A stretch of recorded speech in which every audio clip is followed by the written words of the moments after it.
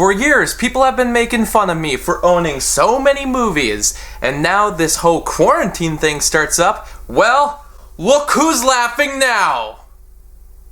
I mean, you can stream everything and still go on Netflix, and, you know, Amazon Prime has a lot of movies, and there's Criterion Channel, Hulu, lots of other options besides physical media. If anything, this virus is going to prove that streaming is the most dominant form of media, and that it might even be a better option than theaters. I'm actually very worried about what this is going to do for the long-term effects for the economy and different industries. Of course, everyone should probably know about the global pandemic that's been going on. I don't want to stand on anything and tell you what to do and what not to do. There's plenty of other resources out there, and all I say is trust the ones who are the most knowledgeable about it, who have the right background to talk about these kinds of things. From what I've read, it's best to really quarantine yourself as best as you can. Don't go up to public events. Stay away from people in general, which I might sound kind of dark. I'm not saying to completely shut yourself out, but sometimes you gotta, to make sure those who are most susceptible don't get the very, tragic virus. I know that the stats of it seem like it's not too bad, but there are people out there who are much more likely to have problems with it than maybe you have. Maybe even someone out there can carry it without carrying symptoms and then give it to people who may die from it. It's a serious thing. I don't want to be an alarmist one way or another. I'm just saying, go out there, know the facts, do what you can to help people out there who are in small businesses, artists who can only be supported by means of public performances or other artistic ventures. I mean, they're going to be hit hard as well.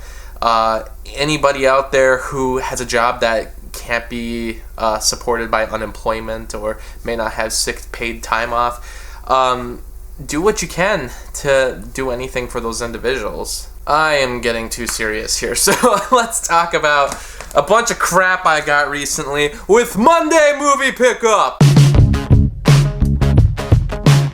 This is the movie that Kevin Smith is just an actor in. He didn't write it, he didn't really have much to do with the movie other than he's in it as an actor. I've always wanted to see it because of that. I didn't even know I had a Blu-ray release. And when the movie came out, it didn't get great reviews, but one of the things people seemed to like the most was his performance. So I'm a Kevin Smith fan, definitely going to give that a watch. Don John, which I saw this a couple years ago, and I really, really liked it a lot. Joseph Gordon-Levitt is a great actor, and just as great of a director. So, interesting concept for a movie, and definitely need to give it a watch again. It's been way too long. Ash versus the Evil Dead, which I've seen the first episode of this, but I never kept with it for some reason. I don't have, the Stars channel, so that might be part of the reason. But I found this Blu-ray for pretty cheap, so I was like, okay, I own all the other Evil Deads on Blu-ray. I might as well start collecting the series as well for that lower price. And it's Bruce Campbell. It's Evil Dead. You really can't go wrong. The first episode was good. Like I said, distractions, college, it happens. Silver Streak, another movie starring Richard Pryor and Gene Wilder. I had never really heard of this movie. I watched it, and I'm doing it as a Patreon request this month, and I gotta say, I don't even know if it's trying to be a comedy. The more of these Richard Pryor and Gene Wilder movies that I watch, I like the actors, but it makes me almost more and more happy that they didn't end up doing Blazing Saddles together. Like, Richard Pryor was originally supposed to be in that movie, and things changed and they got someone else instead. But man, I don't know, I like the duo, but their movies aren't that great. The Universal Horror Collection Volume 2 from Shout Factory, which this one has Murders in the Zoo, The Mad Doctor of Market Street, The Strange Case of Dr. X, and The Mad Ghoul. Shout Factory, man, they have been doing some great work bringing all these old Universal horror titles to Blu-ray. They also just recently did the Abbott and Costello collection, which maybe eventually I'll do an update for that to Blu-ray because I own the DVD. They also are doing a lot of Hammer horror stuff, so I'm really happy with what they've been doing lately. And I was happy with the last set. I decided to just go in order of, buying the volumes and then watching the movies and then buying the next volume. They're pretty pricey, but they're really worth it. These movies are kind of harder to find in general. A lot of these movies kind of had obscure DVD releases and even VHS releases at the time.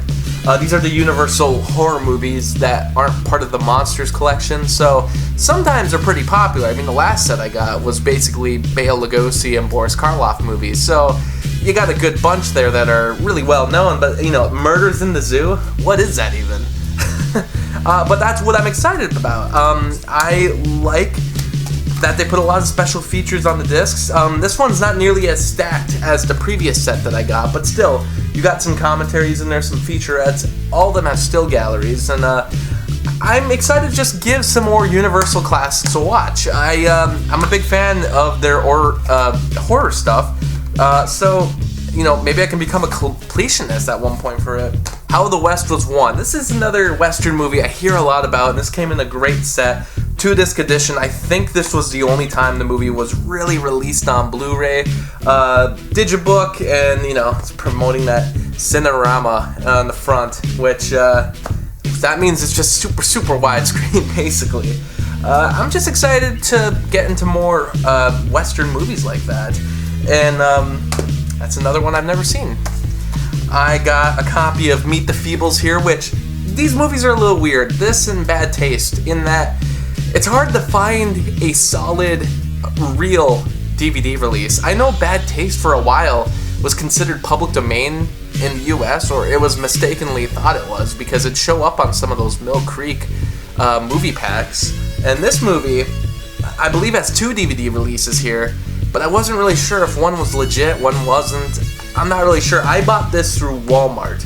So, I mean, which ended up being the cheapest option, randomly. eBay and Amazon basically had more expensive prices, except for the ones that looked a little sketchy. This still kind of looks like it's a bit of a, you know, bootleg copy of the movie, but it came from Walmart, so I'd have to imagine it's actually an official release. I'm trying to find what the name of the... I think maybe it's called Substance Video? Maybe? I don't even see like a video company for this.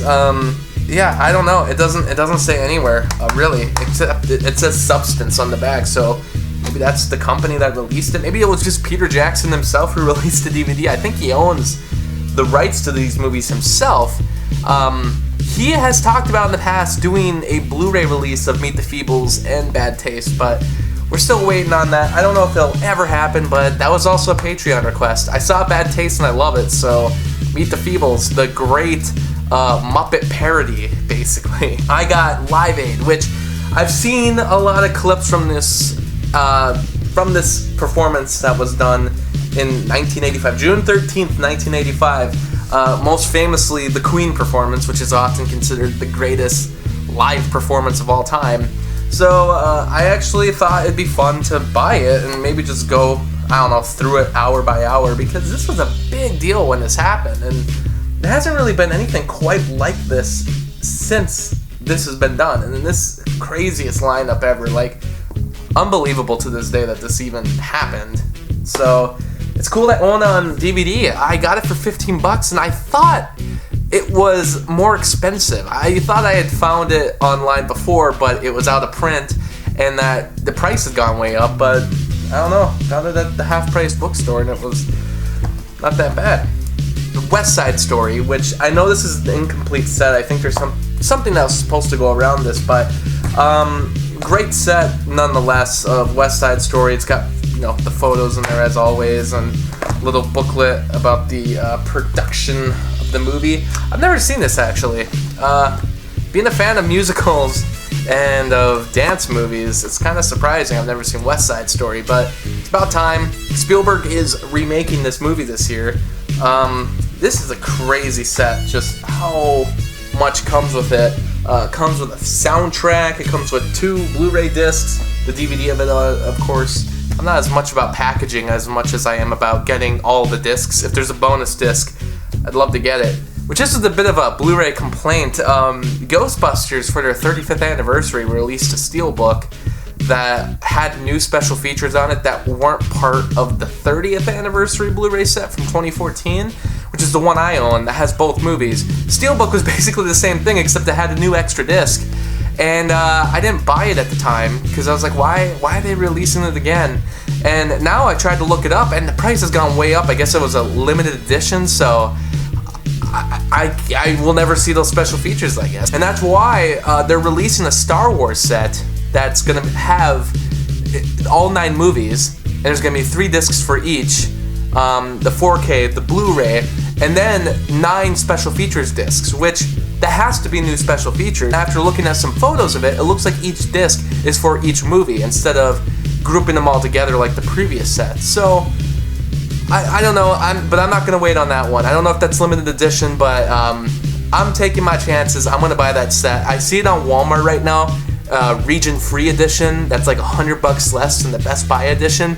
I'm gonna pre-order that. I recommend that if you're gonna pre-order, skip the cool packaging that the Best Buy edition's doing. Save the $100 and get the region free one. There shouldn't be any difference between special features, but very little is known about this set right now. Bunch of Laserdiscs. I try my best to keep away from Laserdiscs, but it just so happened that there was such a good round of really good movies that were on Laserdisc. This used bookstore had the best selection of Laserdiscs that I've ever seen. Man, Risky Business, which, you know, great movie already.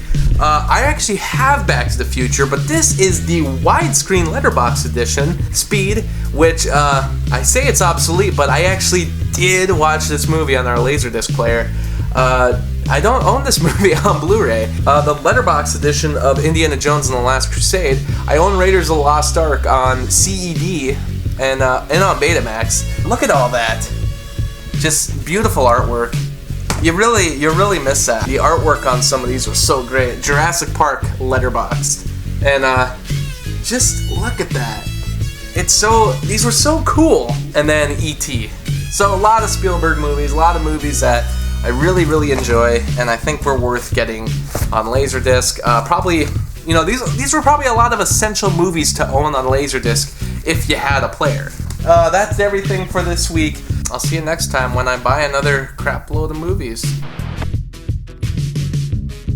Thanks to all my Patreon supporters. For only $7, you can get your own monthly movie review. Ask me to review anything I haven't already. There's also other perks like blogs, exclusive videos, and early access. You can also follow me on Facebook, Twitter, and Instagram.